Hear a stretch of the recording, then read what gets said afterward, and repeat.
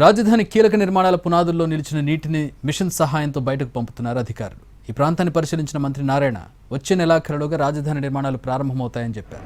అటు ఈ నెలాఖరులోగా టెండర్ల ప్రక్రియ పూర్తవుతుందంటున్నారు మంత్రి. పూర్తి వివరాలు మా ప్రతినిధి ప్రసన్న అందిస్తారు.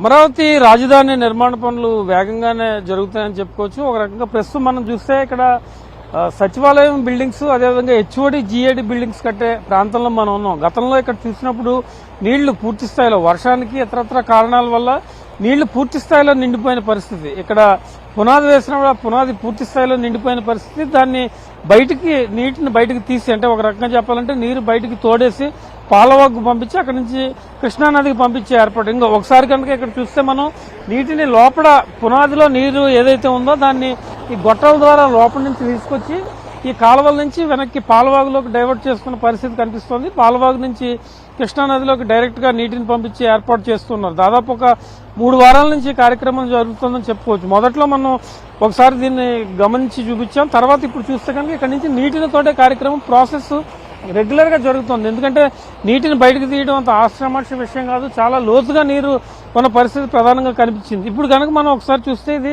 సచివాలయం ఏర్పాటుకు సంబంధించి జిఏడి, ముఖ్యమంత్రి కార్యాలయాలు, ఇక్కడ అన్ని పర్మనెంట్ బిల్డింగ్ కి సంబంధించి గతంలో చంద్రబాబు ముఖ్యమంత్రిగా ఉన్నప్పుడు శంకుస్థాపన జరిగింది.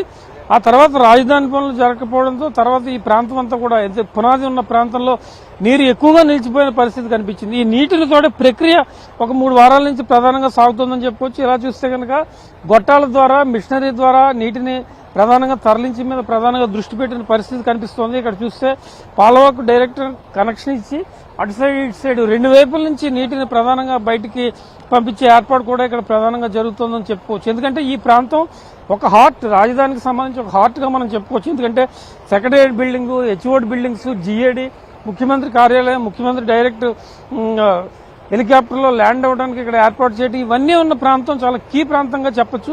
కాబట్టి ఇక్కడ సంబంధించి నీరు నిలిచిపోవడం మీద ప్రధానంగా దృష్టి పెట్టారు. నీటిని బయటకు పంపించి పనులు కూడా ప్రధానంగా జరుగుతున్నాయని చెప్పుకోవచ్చు. ఇలా చూస్తే కనుక ఇప్పుడు ఒకసారి చూస్తే ఇక్కడ కనెక్షన్ ఈ లోపల నుంచి ఒకసారి కనెక్షన్ ఇచ్చి ఈ గొట్టాల ద్వారా బయటికి నీటిని పంపించి పని జరుగుతుందని చెప్పుకోవచ్చు. ఇది పాలవాక్కి డైరెక్ట్ లింక్ పెట్టి ఇక్కడ నుంచి నీరు బయటకు వెళ్తున్న పరిస్థితి. ఇలా చూస్తే కనుక డైరెక్ట్ గా ఈ గొట్టాల నుంచి నీరంతా బయటకు వెళ్లిపోయే పరిస్థితి. అంటే రాజధాని ప్రాంతంలో ఈ సచివాలయ భవనాలు ఏదైతే ఉంటాయో ఆ ప్రాంతంలో పునాదిలోకి నీరు చేరడంతో ఆ నీటిని పూర్తిగా బయటకు పంపించి కార్యక్రమం మీద ప్రధానంగా దృష్టి పెట్టారు. ఈ ప్రాసెస్ కనుక కంప్లీట్ అయితే నిర్మాణ పనులు ప్రారంభించడానికి అవకాశం ఉంటుంది. ఇప్పటికీ పనులన్నీ కూడా జరుగుతున్నాయని చెప్పుకోవచ్చు. అందులో భాగంగానే నీటిని బయటకు పంపించే కార్యక్రమం జరుగుతోంది. పాలవాకి డైరెక్ట్ కనెక్షన్ ఇచ్చి అక్కడి నుంచి కృష్ణానదిలోకి నీటిని బయటకు పంపించే ఏర్పాట్లు కూడా జరుగుతున్నాయని చెప్పుకోవచ్చు. ఓవరాల్ గా రాజధాని ప్రాంతంలో పనుల మీద దృష్టి పెట్టింది. ఒకవైపు టెండర్లు కూడా పిలిచారు. ఇక్కడ పనులు కూడా కొంత వేగంగానే జరుగుతున్న పరిస్థితి కనిపిస్తోంది. వీటి మీద మరి వచ్చే నెలలో మొదలు పెడతారా, లేకపోతే అసెంబ్లీ సమావేశాలు అయిన తర్వాత మార్చి నుంచి రాజధాని పనులు ఇంకా పూర్తి స్థాయిలో మొదలయ్యే అవకాశం ఉందా అనేది మనం చూడాల్సి ఉంది. ఇది ఓవరాల్ గా ఇక్కడ తాజా పరిస్థితి. కెమెరా పర్సన్ ఆర్కేతో ప్రసన్న, ఎన్టీవీ, అమరావతి.